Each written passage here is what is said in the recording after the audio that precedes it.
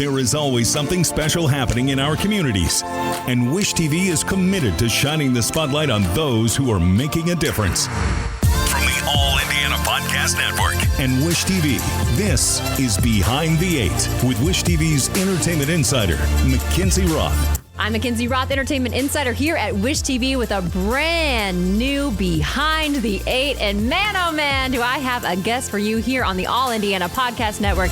He's the newest member of the Wish TV family. Please welcome Dr. Jerome Adams. Woo! Wow. Well, it's really great to be here with you, McKinzie, and I'm looking forward to the conversation. I'm a little bit scared. But you know, I'm excited to be here too. Well, we are thrilled to have you. Okay, first off, do we call you Doc? Do we call you Doc Adams? What do you prefer? Well, I've been called all sorts of things over the last 4 years, many of them not so pleasant. But, most people just call me Dr. Adams because that's what they associate me with, being the nation's doctor, being the doctor of the state when I ran the Indiana State Department of Health. But what's interesting is when I was Surgeon General, I was actually a Vice Admiral. Wow. So I had to explain to people I'm the Surgeon General, but I'm neither a surgeon nor a general. Which is wild. So break it down for us. Okay, you were 20th Surgeon General of the U.S. What exactly does that mean? Because you do say I'm neither of these things. Well, the Surgeon General, number one, is the nation's doctor. You're in charge of communicating health information to the American people so they know what to be aware of, how to stay safe. And COVID is a glaring example of that. And we talk at Wish TV about what's going on, what you need to know, and then how you can stay safe. So that's one part of the job. But what people don't know is the Surgeon General is the operational head of the United States Public Health Service Commission Corps, which is one of the now 8 uniformed services. Most people know Army, Navy, Air Force, and Marines. Coast Guard is the Jeopardy question, but there are 3 more. There's the National Oceanic and Atmospheric Administration, the Public Health Service, and the new Space Force. Wow. And the Surgeon General is the head of one of those uniformed services, which is why I had that snazzy uniform that I got to wear. Yes, always looking so sharp. I have to admit, I was today years old when I learned all of these things. But this is like knowledge I can drop over the upcoming weekend and at parties and stuff. This is so cool. Did you feel the magnitude? I mean, did you feel the weight on your shoulders of being the nation's doctor? Well, what was honestly, when you look at those dual roles, more intimidating was being the head of a uniformed service. Yeah. So I had 6,000 officers all over the country. I would go to military bases and they would roll out the red carpet. They would salute me. There's only about 100 vice admirals all over the entire country, or people who were at that level, that 3-star level. I remember being in Puerto Rico with the vice president. And what was interesting is the Air Force flies you around. And so they deferred to me more than they deferred to the vice president because of military protocol. And I'm walking in uniform with 3 stars on. And so that was something that was really just heavy and it took a while to get used to. But I love interacting with people, being out in public, helping people understand how to stay healthy. So that part came naturally. Yeah. Had you take a moment ever, or is there a poignant moment when you think back that you just had almost like, this is my life, like this is where I am in my journey, and kind of just, blew your own mind for a moment? Well, one of the sayings in these jobs is that the days are long, but the years are short. And I would always try to take a deep breath and pinch myself when I had those moments. And one of those moments that I will never forget, I have a picture of it on my phone. Bill Clinton and I are about to go on stage together. And I show Bill Clinton this picture, and this picture is of my daughter at the White House, passed out on a sofa that's 200 years old that should be in a museum, and she's laying underneath Bill Clinton's picture in the White House. Millie is laying there. Okay. Exactly. And wow. So, and that is a moment where you think about, okay, the opportunities your family had, the opportunity I had, and gosh, not only are you here with a president of the United States, but your daughter got to be in the White House. And what's funny is then we called up my wife, who, as you may know, was dealing with cancer at the time. Yeah. And I put Bill Clinton on the phone. We FaceTime her, and guys, never ever surprise your wife with a call from Bill Clinton. So She's like, I'm not ready for this. I don't have my lip gloss is not on. Well, she picks up the phone and she goes, what do you need? And I go, honey, I want you to talk to someone. And she looks at the phone and I hear her scream and then the phone goes flying across the room. And I hear her say, I'm sorry, I'm not in a state where I can talk to Bill Clinton right now. So Millie picks up the phone and starts making faces at Bill Clinton. I bet he loved it. What did Bill do? How did he react? Oh, he is giggling. You know, he was amazing. He really was. And that's something that I also think people don't appreciate is that you turn on the TV and it's Democrat versus Republican, it's conservative versus liberal. But when you meet these folks in person in D.C., they're very personable. Bill Clinton is a very friendly guy. Mike Pence is a very friendly guy. And there are people out there who think both of them are devils, depending on which side of the political aisle you're on. But I tell you, I'd love to have either one of them as my neighbor, and both of them treated me incredibly kindly. I love that. And that's one of the themes that we've been also pushing here at Wish TV, that medicine is not political. Exactly.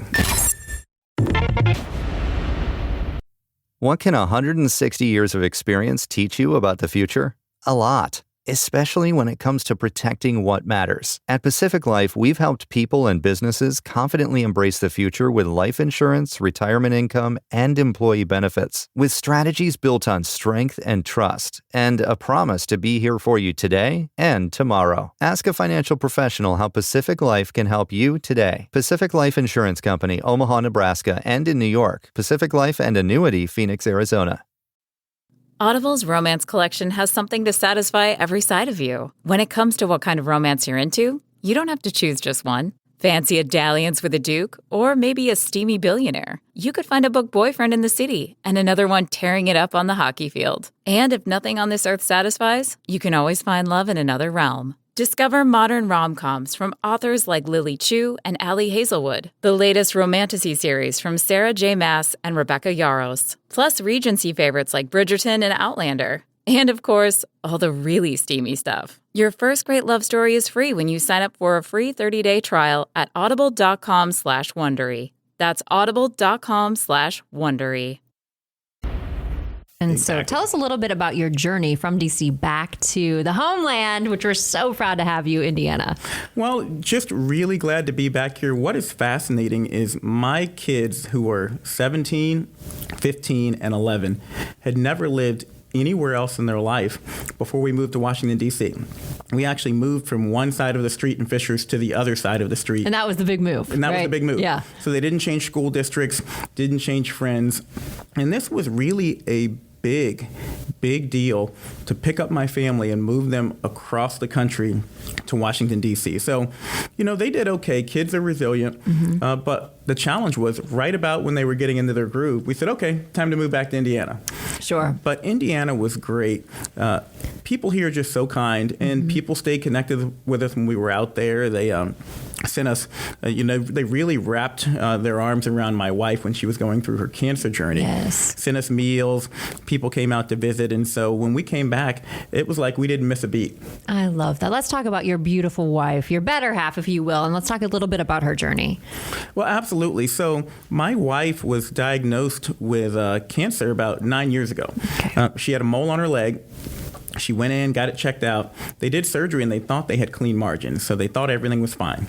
And the lesson there is, if you have something that looks suspicious, please go in and get it checked out. You're speaking to me right now, because I'm like, I've been watching a little spot on my arm, and I'm like a freckly girl. You know, I'm like, okay, I got to get this checked out, but I'm not going to hesitate. Exactly, the ABCDEs, and make sure you look those up.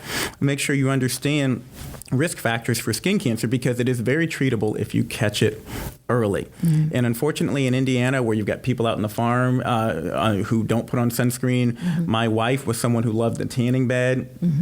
Those are people who are at risk. Man, we look back to this high school day, getting ready for prom, and it was just like, if we knew then what we knew now, right? Well, my wife's best friend had a tanning bed in her basement. Sure, and so, a lot of people did. We very much feel like that was a major part of what put her at risk for cancer. So we were fine for 7 years. And then my wife moved her and the kids, because I went out to D.C. a few months early, moved them to D.C. in January of 2018. Okay. And within about a month of being there, she noticed some swelling in her leg. And we went in to get it checked out, and it was a whirlwind. It was about 48-hour time frame from, oh, I've got this swelling, can you check this out, to she's getting major surgery and starting major treatment for cancer. And so she had to get immunotherapy, which is a godsend, really not as bad as side effects as chemotherapy. But the good news is that she's had negative CAT scans recently. I love to hear that. So knock on wood, yes, things are going well, and we're blessed because one of the crazy things about being Surgeon General is you get to meet all kinds of people. And my wife, to her credit, was very open with her story because she wanted to help people in her situation understand there was treatment, and she wanted to prevent people from having problems down the road by telling people, hey, wear a hat, put on sunscreen, get your skin checked. And so she was a trooper absolutely throughout all of this, and I couldn't be more proud of her for the way she handled it. But I got to meet so many people who heard her story who didn't have the same outcome. I know there's at least 5 people I know who were diagnosed with the same thing she was after she was diagnosed and who aren't with us anymore. Yeah. And so, that's one of the humbling things about being Surgeon General. A big thing that really was a focus of mine was the opioid epidemic. Okay. And that was because of what we dealt with here in Indiana and Scott County. Right. Largest HIV outbreak related to injection drug use in the history of the United States. And so one of the first things I did as Surgeon General was put out a Surgeon General's advisory calling on more people to carry naloxone. So, again, just incredibly important that we think about those people who we met, the people who I met in Scott County, who are good people, who just couldn't find a job, who were depressed, who were frustrated, who were down, and who turned to opioids, and help them understand, hey, someone here in D.C. cares about you, knows about you, and is trying to lower stigma and create a better world for you. I love that so much. You're such an inspiration. Have you always had this passion for medicine, for helping mankind, for bettering people's lives? Well, so it's interesting. It depends on which way I answer that question, because you asked it a couple of different ways. Both my parents were school teachers. Okay. And so I've always had a passion for teaching because my parents just naturally, everything was an educational opportunity. Going to the grocery store, well, my dad would give me the money and make me count out the change and give it to folks, or whatever you did. And it was annoying to me as a kid. You're like, why is he doing this, Dad? Just do it. But now you're thankful, right? Exactly. And so that's where the passion came from for me to help other people. But that said, I never dreamed of being a doctor, because where I grew up, and I grew up in a rural community in southern Maryland. Interestingly enough, Surgeon General, guy on the side of the cigarette box, saying don't smoke. And I grew up on an old tobacco farm. How ironic is that? Exactly. Wow. Irony. But I never met a black doctor until I got to college. Really? So I had good grades. My parents were teachers, but I never dreamed of being a doctor because I'd never seen another black doctor. And so, one of the things that's really humbling about being Surgeon General is being able to be a role model for little kids out there, to think about, I'm standing behind the podium with the President of the United States, the most powerful person in the world, on one side of me, and the Vice President on the other side.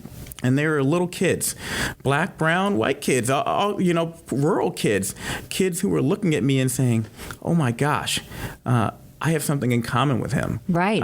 I could be Surgeon General one day. Exactly. He looks like me. I can do this, right? And that's so inspiring. I remember I noticed you first, and I'm just going to be honest, because of your beaming white smile. I was like, who is that? Yes, because you just exude this radiance. And that's so important, because you're such, it makes sense your parents are both teachers, because you're a great storyteller, and you're just very engaging. So I love that. Well, I love what I do. I believe that God doesn't always put you in a situation that's going to be comfortable, but I believe you're always put in a situation where you have the opportunity to be of service. Absolutely. And I feel extremely blessed to have been able to help lead the Indiana State Department of Health for almost 4 years, and to have been Surgeon General even at a trying time, because as trying as last year was, every single day, I meet people who say, I listened to you. Mm-hmm. I heard what you were saying. I got vaccinated because you said so. Wow. I wore a mask because you said so. And that shows me that it was worth it. Because of you. And I do believe he gives his hardest battles to his strongest soldiers. Exactly. And I really wholeheartedly believe that. Now, I know that you've been busy this morning. You got Newsmax, you got CNN. Can you dish a little bit about what you've been talking about as of late? Well, because you're a wealth of knowledge. Absolutely. Well, the big news now is this Delta variant. Yes. And what I've been trying to help people understand is the virus is going to virus. Viruses mutate. The virus is going to virus. Exactly. That's right. We're going to continue to see mutations, and those mutations are the virus's offense. What we need to think about is our defense. And on the defensive side, we have masks, mm-hmm. we have distancing from people, and that's any infectious disease, whether it's COVID, flu, what have you. There are certain protections that we can bring to bear. But we have vaccinations. We truly have a miracle. I don't think people understand that at this point last year, most doctors, scientists in the world were saying we were still 18 to 24 months away from having a vaccine. Wow. At this point last year. And so now we've got 3 highly effective vaccines. And if we can get enough people to take those vaccines, mm-hmm. not only will we save lives, keep people out of the hospital, prevent healthcare systems and healthcare workers from being overburdened, but what I try to help people understand is that there are also social benefits. Mm-hmm. So your kids can go back to school without wearing a mask. And you heard Dr. Box from the State Department of Health today announce that schools could say it's okay not to wear a mask if you're vaccinated. Your child potentially won't have to quarantine mm-hmm. if they're exposed to someone. So many people remember last year, even in school, that their kids got sent home because, hey, Johnny, who's their classmate, tested positive. Right. You were close. You've got to go home for 14 days. If you're vaccinated, you don't have to do that. We can stay open. We can continue to enjoy these increasing freedoms that people are seeing this summer, but only if we can get that herd immunity up to a high enough level to fight back against these variants. And so that's what I'm just sharing with people. And I'm also just trying to share with them a little bit of compassion because this is new. Right. We've all become experts in public health and epidemiology and infectious disease over the last year. Yeah. And there have been conflicting messages because the virus has changed how we react and what we know. So I don't shame anyone for having a question. I don't shame people for having a healthy degree of skepticism. But what I say to them is that I don't want misinformation to cause you to make a decision that is poor for your health. So please ask your questions. And then I try to encourage my colleagues to listen with compassion, to not shame, to not blame, and to understand that it took us 50 years to get seatbelt laws in our country. It took us another 50 years to get cigarettes off of airplanes. Mm-hmm. Things that now seem like, well, duh. Unfathomable. Can you even imagine someone smoking on a plane, right? So we should also understand that it's actually pretty darn amazing that we not only developed 3 highly safe and highly effective vaccines, but that we've gotten as many people vaccinated as we have. We need to build on that success, look at things more positively and not so negatively, and certainly not politically. What do you say to someone that's just like, nah, doc, I don't want to do it? I say, I completely understand, and that is your prerogative. I start off there because you have to, again, you can't say you're stupid, you're an idiot, mm-hmm. and I say, so, what are your concerns about the vaccine? And that's fascinating because that's where your stereotype and your stigma comes into play, even as a doctor. The reasons that I might think that someone like you would be hesitant would be very different than the reasons that I might think someone who's Latino or someone who's African American might be Hispanic.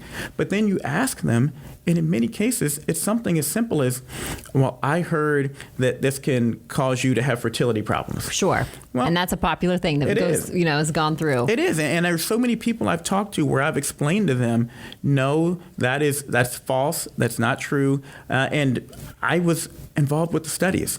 We actually had several women who, in the studies, got pregnant during the studies, and they didn't have any fertility problems. Then I'd say to them, what will cause a fertility problem is if you get COVID.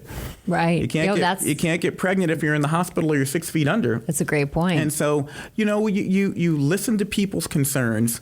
You open that door by being compassionate. You listen to their concerns. You share with them information, and then I'll say, But I completely understand where you're coming from. Can I follow up with you and give you some more information or direct you to another source of information? And sometimes it can take 2, 3, 4 different times of talking with someone. But I've had so many people who've after several weeks finally said, okay, I'm going to go and get that vaccine, but it's because you approach them with compassion, yes, and not with conflict, and with knowledge, and you answered their questions. Exactly. Now, what do you say about? There's lots of talk about the boosters. Can we go there? Can we talk a little bit about? Are we going to need a booster shot? What's the latest? Well, that's the hot news of today. Yes, and what I want people to know is, just as viruses are going to virus, we're going to see people's antibodies wane over time. That happens for every single vaccine that we give people. Over time, your antibody response tends to wane a little bit. And so we're going to have to follow that. And the Pfizer data suggests that after about 8 months, they're starting to see antibodies decrease, certainly in older people. And so they're preparing for that with the knowledge that when wintertime comes, you want grandma and grandpa to be safe. And they were the first ones to get vaccinated. So they're the ones who were the furthest out from that initial vaccine dose. So that's number one. They're looking at where the hockey puck is going, and they want to be prepared for that. You're staying ahead of the game. Exactly. Right. What the FDA and CDC are telling you is not in conflict. They're saying this is where the hockey puck is right now. Mm-hmm. We have vaccines right now that are highly effective right now, and the best thing that we can do is get as many people as possible vaccinated, because guess what? If we can get everyone vaccinated and put this virus to rest for good, we may not need a booster in November, December. Right. And so that's what we're hoping for. These two things are not actually in conflict, even though they weren't communicated well. They're actually saying right now, get the vaccine. It is your number one defense. But it's also smart for us to prepare for what could be needed in the future. Now, when you're like at Target or you're like at the grocery store, do people stop you and ask you these kind of questions? I mean, do you get stopped all the time and people ask you medical questions? What is funny is in Washington, D.C. is a very political city. Yes. And so in D.C., I get recognized all the time when I'm there. And I also didn't have a beard. So folks can't see on the podcast now. I've got a full beard with a little salt and pepper gray in it. I am digging the beard. You need to leave this look. I love it. And so without the beard and in D.C., get recognized instantly. Sure. Out here in Indiana, not so much. But I do occasionally have, and what's funny is people will look at me and they won't place me. They're like, I know that guy. Exactly. I know that guy. People come up and go, hey, do I know you? I go, I don't know. Do you? I love it so much. What do you do for fun? I mean, because you have such an intense job, but what do you do? You've held many intense jobs. What do you do to like lighten up and have a good time? Well, what's interesting is it changes as you get older. And you and I were talking about our kids. Yeah, earlier. Absolutely. So again, I have 17 and 15-year-old boys and an 11-year-old girl. And oh my gosh, when you talk about the days are long, but the years are short, that's true for parenting. That really hit home for me when you said that. And my kids went from thinking dad was the center of the universe to, Dad, you're so embarrassing. Or my daughter says, oh, Mom, that's so cringy. Exactly. Yeah, right? Exactly. And so what I try to do for fun is anything that my kids will do willingly with me. I love Whether that. that's going out to get ice cream or, we were out on Geist just a few days ago surfing, and I am terrible at that. I'm an adult. I didn't learn how to swim until I was almost 40. Oh, wow. So it is terrifying to me to be out in that water. Hey, I'm proud of you for being out there. Yeah. But if my kids say, hey, let's go out there, that's something I can do with my kids. I take them with me, anywhere they'll want to go. My dad used to do that with me. Mm-hmm. Used to just take me along with him. So even when I go and give talks as Surgeon General or as a former Surgeon General now, I'll ask a kid if you want to go. And so I have to bribe them sometimes. I had one in Orlando, and I told my one kid, I'll take you to Universal Studios if you come with me on my talk. But, I had my little buddy with me the whole time. I love that. I love that so much. And what's on your bucket list? What are a few things that you still want to accomplish? You've accomplished so much, but you're still so young. So what else does Doc want to do in his lifetime?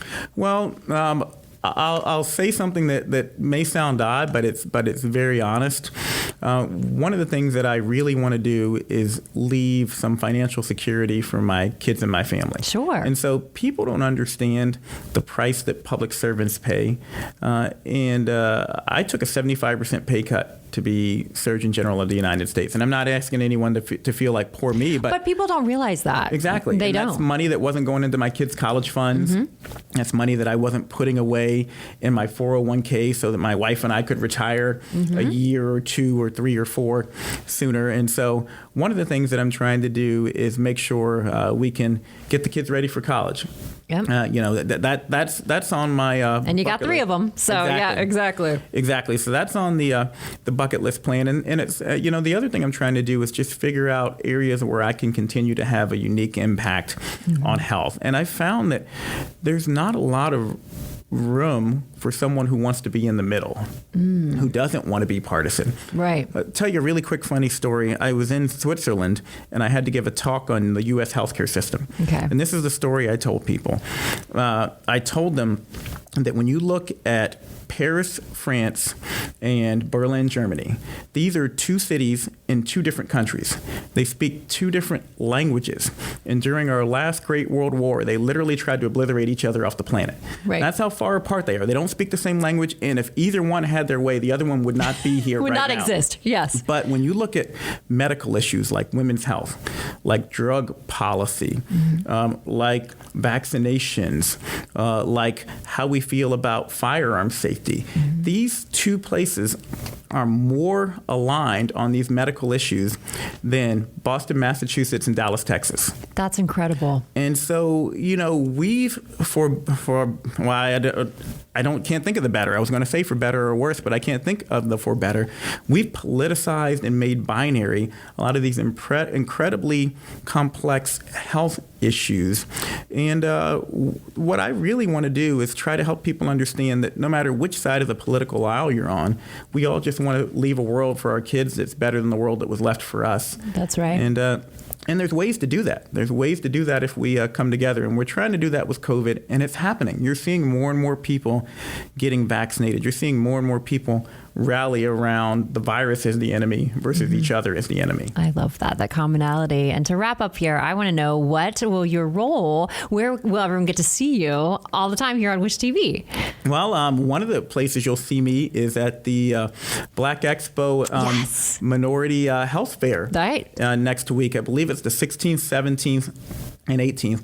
And I want people to know this is one of the largest opportunities, not just in the state, but in the region, for people to come in and get cancer screenings. There'll be vaccinations, so people can catch up on the vaccinations they missed over the year. There'll be COVID vaccinations in addition to measles and HPV vaccinations and the like. There'll be diabetes screenings and hypertension screenings. So I hope that people will come by. I'll be there. I'll be giving a talk. We'll probably do an interview there. But hopefully we can save some lives. Absolutely. And this is a fun fact I learned about Doc Adams. He loves selfies. I do. I do. So don't hold back. And you're good at them too. Hey, I really appreciate you taking the time. And I'm thrilled to have you on board here. No, thank you so much. And again, probably my favorite selfie is the selfie of Bill Clinton and I that we got on the stage. And it's funny, there's probably about 5,000 people in this audience. And Bill Clinton and I are up on stage together and we're leaning back and doing a selfie. And I felt like Ellen. That one when she did the selfie and it broke the internet? Yes. Okay, well, we have to see the selfie of you and Clinton because we talked about it all the time. Oh, man, you are so much fun. I just feel blessed that you took the time and we get to hang out now. Now you're part of the team. So absolutely. Well, and so it's been a pleasure being part of Wish TV. I just want to finish by saying there are many different opportunities I had, but Wish TV certainly I think encapsulates that feeling that I have of community and of not taking a side, but really just giving people the information that they need. And I just really appreciate that about you too, that's your approach. People shouldn't look at you and go, oh, he or she is a Republican or a Democrat. They should look at you and go, oh, they're a human being and they're a pretty cool person. And I want to hear what they have to say. I was just like, I love that dude. And I was happy that you're on board. You probably don't hear that often, but literally when I heard the news, that is exactly what I said. Well, the feeling is mutual. So thank you for having me. Thank you so much. This has been an all new episode of Behind the Eight right here on the All Indiana Podcast Network. I am McKinzie Raw. Thank you so much for listening. Until next time. Bye-bye.